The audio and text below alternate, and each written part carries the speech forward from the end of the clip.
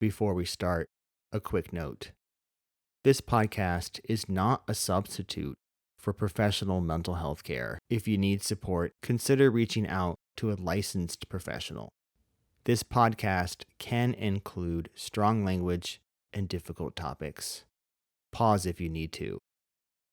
Let's get into it.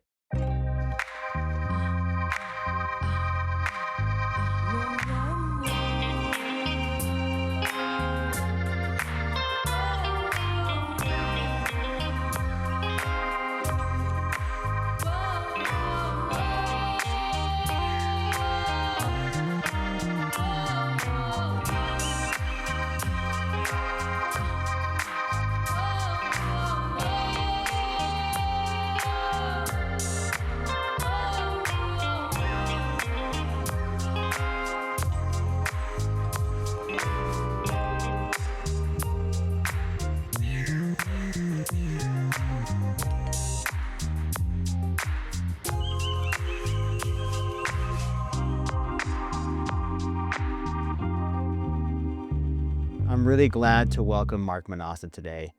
Mark is a commercial airline pilot with a deep love for music and creative expression. Music has been a constant thread in his life, both as a listener and a player, and it's one of the main ways he stays grounded.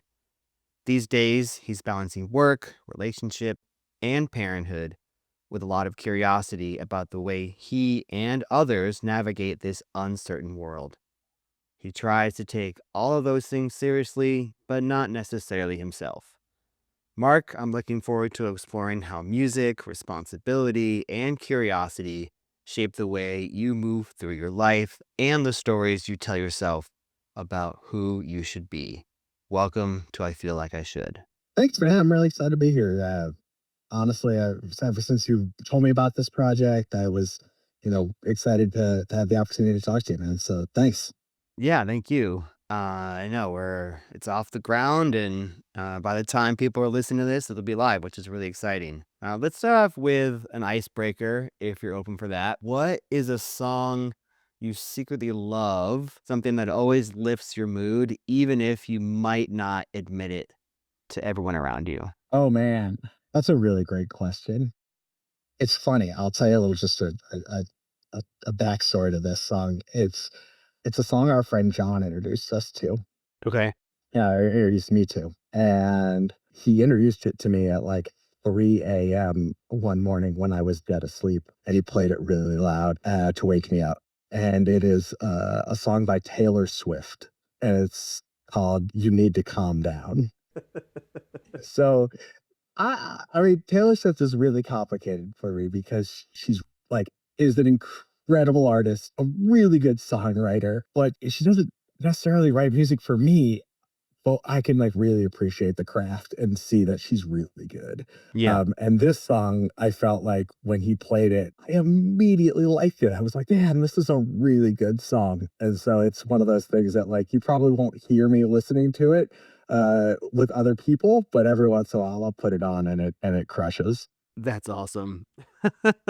You're actually the second person, because I interviewed Chris, and he also pulled up a Taylor Swift song. So not that one, which would have been kind of amazing, but that's really awesome. We're going to put that one, obviously, on the playlist that we built for the show and along with other ones, because I feel like these icebreaker ones are really interesting to kind of play around with. Moving kind of forward, is there a song or like a kind of music like growing up that everybody around you was like super interested in, and maybe you kind of like went along with it with the crowd, but it did not resonate with you? I mean, I think there's some truth to that until it did. Like I remember growing up and specifically like the points in which I recollect about music growing up. There's a couple moments. And one is in seventh grade, a lot of kids in my class were into like Two Live Crew. And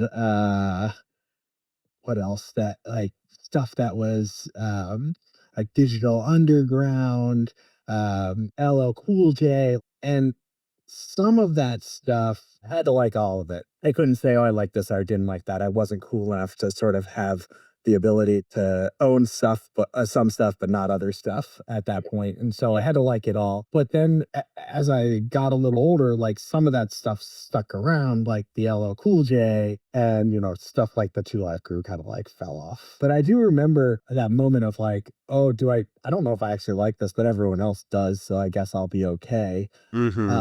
I think another moment that I have was, there was an older guy that I was friends with. So I'm thinking of like out in middle school and he was in high school and he was kind of an alternative guy and he listened to a lot of stuff like, oh, I don't know, Danzig and, you know, really kind of heavy, heavy, heavy stuff, Megadeth. Mm-hmm. And I remember like forming sort of a feeling of identity around that stuff that like the cool kids did not listen to, did not like. Yeah. And sort of like carving my own, like I'm creating identity that's alternative to what some of the is really popular here, but also like really it just felt like an alternative loop for me to drive in. Like it wasn't anything that was like specific to me creating or being like alternative or doing something really different. It was just sort of deviating from the normal, but like into its own sort of alternative lane that already existed, if that makes sense. Yeah, no, and I'm sure there were kids in that space that, went along with it but weren't interested in it and might have wanted to listen to Two Live Crew secretly. Yeah. A real funny story. I'll never forget this. It was like I think I was in 7th grade, or 8th grade early in a music class, and we had to, like, come in and give a presentation and play a song for, our class and talk about the song and what we liked about it and, what we thought, and I came in and played I don't think I played "Smelled Like Teen Spirit." I played something else off of that album, though Yeah. off of that Nevermind album, that Nirvana album, and everyone in the class was like, "Wow, you're a fucking loser." That was like the immediate response. Yeah, like, everybody was just like, "What a freak you are." And I, like, was like, "No, I like it. I think it's pretty cool." Yeah. What a visceral reaction by people. Dude, just a very, like I mean, I wasn't popular, I wasn't cool, and, I came in, like, excited to share something that I thought was neat and interesting, and just, like, every one of these kids was just like, "Wow, you are really, really lame." And so, like, I feel like, time has proven that maybe I was right. I love the takeaway. It was new, man, it was new, and it was different, it was the Oh, yeah, it blew the doors off the place. People didn't quite know what to do with it at first. yeah. In that time, what other sort of, like, cultural shoulds were you feeling, like, around you, both, like, maybe at home and from your friends and just, like, your environment that you grew up in? Like, can you remember specifically feeling other sort of pressures, and, like, what were those? I sort of always remember feeling like I should be figuring it out. And that sort of doesn't really mean anything when I just say I should be figuring it out. But I felt like I looked around and a lot of other kids appeared to be figuring it out or, and were feeling like they were finding sort of their place and that took a really long time for me to, like, do that, and I look at it now and it's like, okay, that was hard. I remember, that even through high school, just sort of, trying to figure out what my place was, where, I was gonna fit, like, I wanted to be liked, but I didn't know how to be liked. I didn't know how to not, do the strange things that made me strange. At my age now, like in my late 40s now, I look back at it and I'm like, that's all okay, right? But at the Mhm, time, it didn't feel okay. mhm, Um, and so I think like, probably wasn't until like my mid 20s that I even had like kind of like closer to the rails than I ever, had. But I just do remember that feeling of like, this is not okay. I gotta keep working. I gotta keep working. I gotta keep working. mhm, Um, and whatever that was, whatever that undertone was of like, I've gotta keep like scratching away at like my identity and like figuring out how to fit in socially, and also like how to be myself socially so that it works, didn't really go away for a long time. And I think like that helped me a lot, because I think there's a lot of people who like, I don't know what it is and I don't have it and I'm not going to like continue to try. I Mhm. guess it's just, I'm just not, I'm the square peg and that's a round hole, and I'm never going to make myself a round peg. It wasn't that I was trying to make myself a round peg.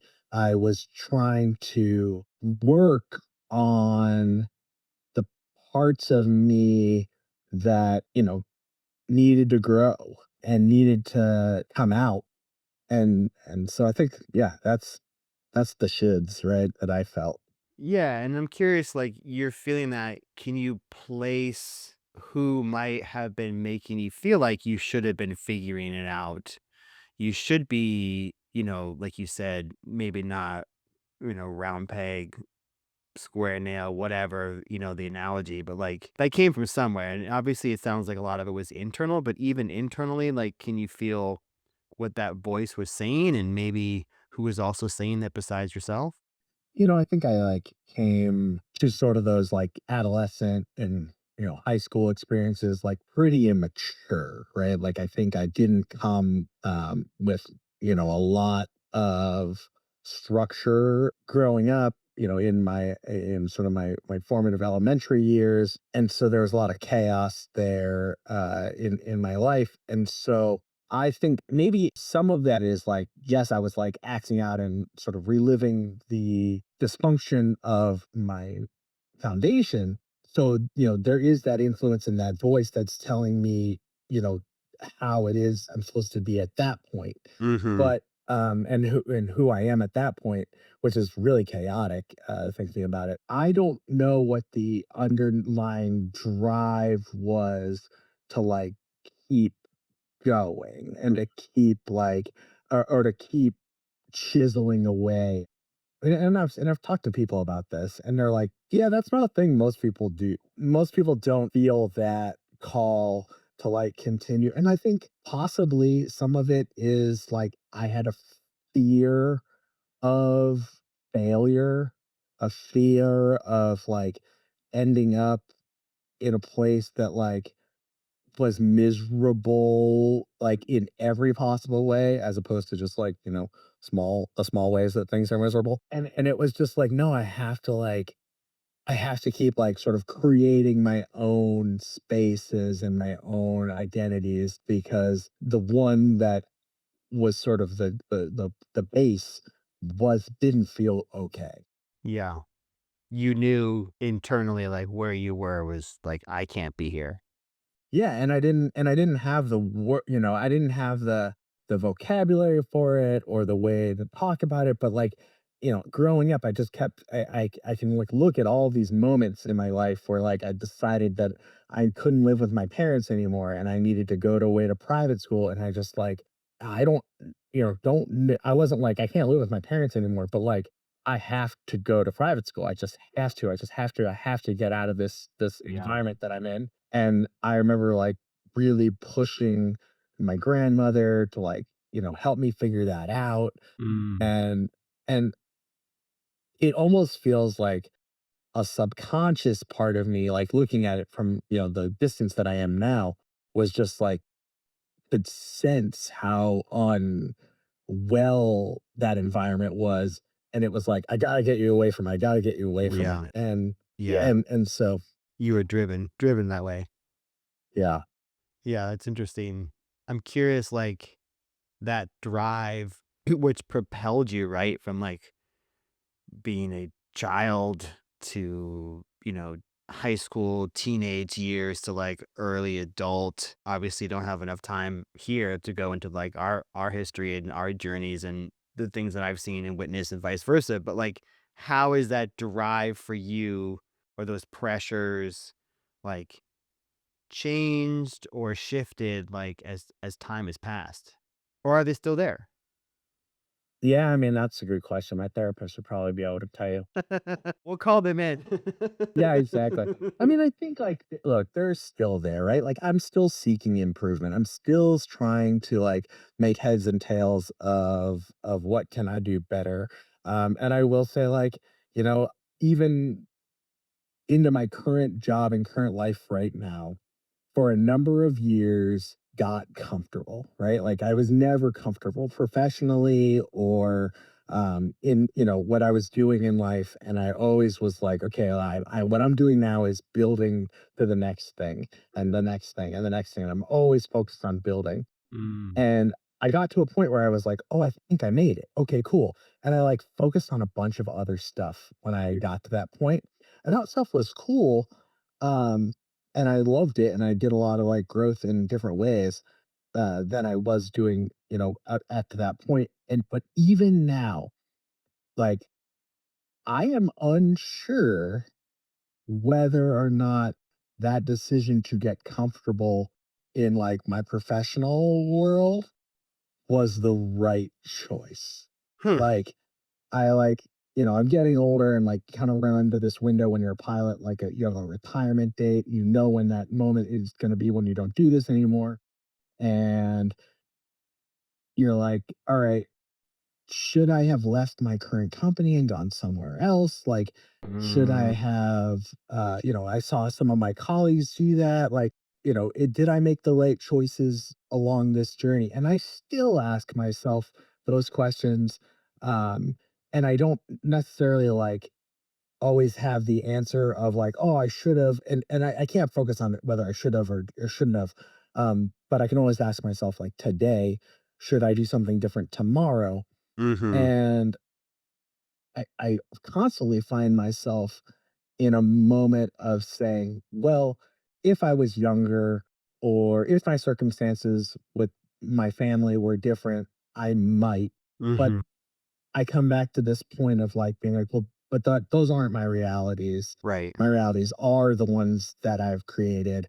And so I'm not sure that like that part that is sort of always looking to figure out if there's a leap to be made is quiet, Mm. but there is more of a conversation with it Yeah. uh, than there ever was before. Because I used to just let it go. I'd be like, "Oh nope, that part says we got to go. We got to go." Yeah. Yeah, we talk Mm. and have a more structured conversation. And I could see how that's helpful in one way, you know, how having a dialogue feels like I could get more buy-in about choices, Mhm. and I use myself in that versus, like, so compelled that it didn't even feel like I was doing it.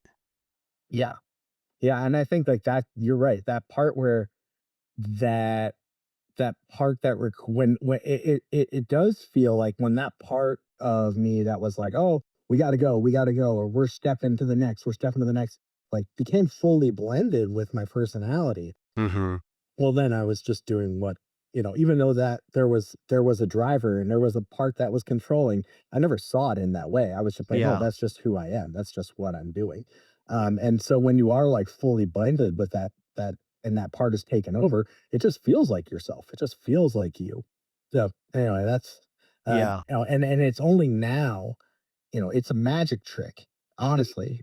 It is a magic trick to, uh, you know, when I get angry, right? Or when I experience anger, you know how it is. Like you focus your brain, like just the frontal cortex is just like Firing. gets really small, and all that lizard brain gets all that energy, and like Gigantic. you just feel like your capacity to like think rationally is getting smaller. Yeah. And there's this magic trick that I use where I literally say, "Oh, hey, a part of me is getting angry right now." Yeah. And it, like, immediately drives, like, the blood to the part of my brain that is actually thinking, Yeah. and I can, like, think through why I'm feeling angry, what that's about, and have this, like, conversation with that angry part, um, even though that anger is valid, even though that anger is real, but, like, I'm using this other part of my brain to, like, have a weird conversation, and it just literally because of that, I can like have this magic trick experience where I don't react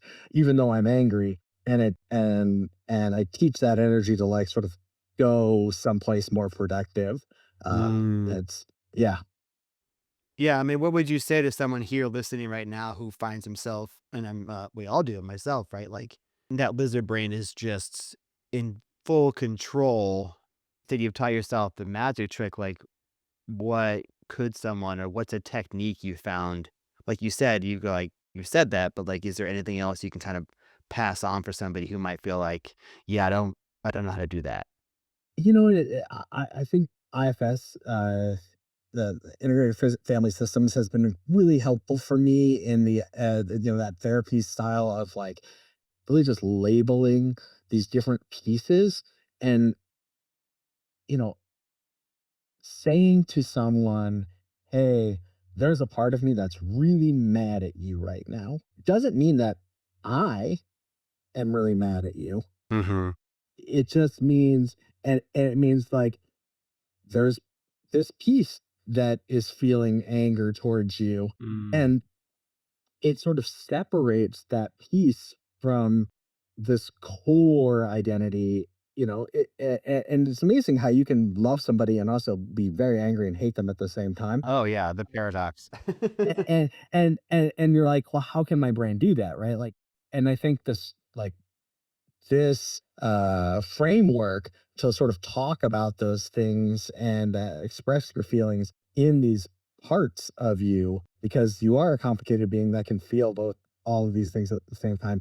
But just having a framework to discuss it, even if you're having that conversation only with yourself, Yeah. um, like helps pull the blood out of that reptile brain, that part of it, and put it back into the parts of your brain which there are rational like ways to um converse about all the complicated ways in which we feel. And whether or not that's actually how it works, I have no idea. I'm not, but I do know that that structure has really worked for me. That's great. That's great. You found something that, like you said, you've obviously evolved with and evolved to and have a more flexible relationship with instead of just feeling like I'm just the passenger. Yeah. Yeah. Um, I wish this was a much longer. This is what I always get to like right around the end. And I'm like, I wish we had an hour, but we don't, at least not in this season. Maybe next season we'll get into longer conversations. Moving outward to those listening here, we'll do one question and then the kind of the other icebreaker on the end of the whole thing. But what are some shoulds you feel like people should be doing right now in this current state? Oh man, I don't know. There's a lot of shoulds, right? Like I think people should be building community. I think people should be getting to know their neighbors. I believe, uh, we went wrong in society when we moved into neighborhoods where people had garages that they could like drive into and close the door behind them and go into their little, their fortress. Um, and when you know your neighbors, when you know your community, and they know you, it feels like a lot less scary place. Yeah. And so, that's the thing that I really appreciate,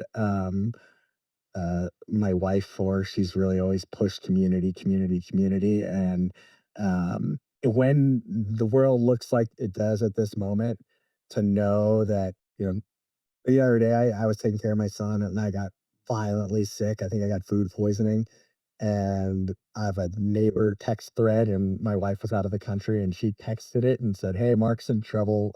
Can anyone like go by and check on him?" And he's got Caper, our son, who's 2, and I had 3 neighbors at my door for like the next like 6 hours. People came like every 2 hours to like hang out with him while I got better, and just to like have that like they dropped things for me. Like they didn't just have free time, and Yeah. to have that sort of like, wow, like holy crap, that's amazing. Yeah.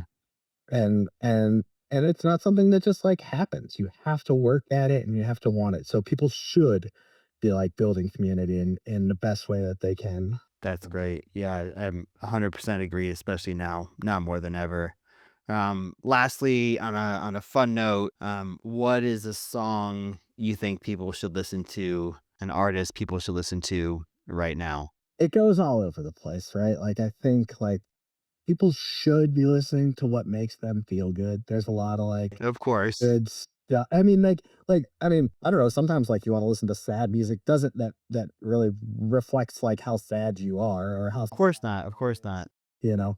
But I think when you're looking around and there's like a ton of darkness and there's just darkness everywhere, and there's reminders of that darkness all the time, it might be important to spend a little bit of time listening to stuff that like makes you want to dance or makes you want to like feel good in the moment. I'm really excited about this new Sturgill Simpson album, this like dance album, this disco thing. Miles Miller, which is who's Sturgill Simpson's drummer, is a solo artist on his own, and he recently put out an album that I think is really really good. And yeah, I think you guys should check that out. It feels good. It's called Mister Runaway, and he's doing the Levon Helm thing where he plays drums and sings. It's really really cool. I think he did a really nice job with it. Got some good catchy hooks, and the whole thing is pretty good. Oh man. Well, I'll add that also to the playlist. All right. Thank you, Mark, so much. I really appreciate you being here, for your honesty, your openness, and it's just been a lot of fun. Thanks so much. Yeah, I appreciate you, man. Good luck with this, and I hope that it takes off for you. Thanks, man. Thank you.